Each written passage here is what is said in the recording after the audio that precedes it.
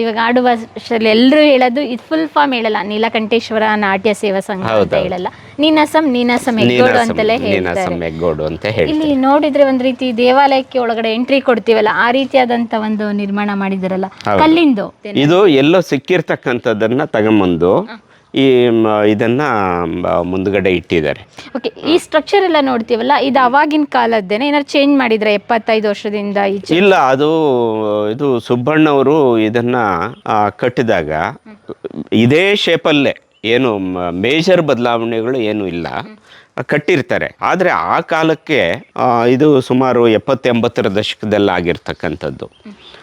ಸುಮಾರು ಆ ಕಾಲಕ್ಕೆ 3 ಲಕ್ಷದಲ್ಲಿ ಮುಗಿದಿದೆ ಈ ಬಿಲ್ಡಿಂಗಿನ ಕೆಲಸ. ಎಷ್ಟು ಎಕರೆ ಇದೆ ಸರ್? ಇದು ಇಲ್ಲಿ ಬಂದು ಈ ಥಿಯೇಟರ್ ಇರುವ ಜಾಗ ಬಂದು ನಿಮಗೆ 1 ಎಕರೆ ಇರ್ಬೋದು. ಆ ಕಡೆ 1-2 ಎಕರೆ ಇದೆ. ಒಟ್ಟು ಟೋಟಲ್ 3 ಎಕರೆ ಜಾಗ ಇದೆ.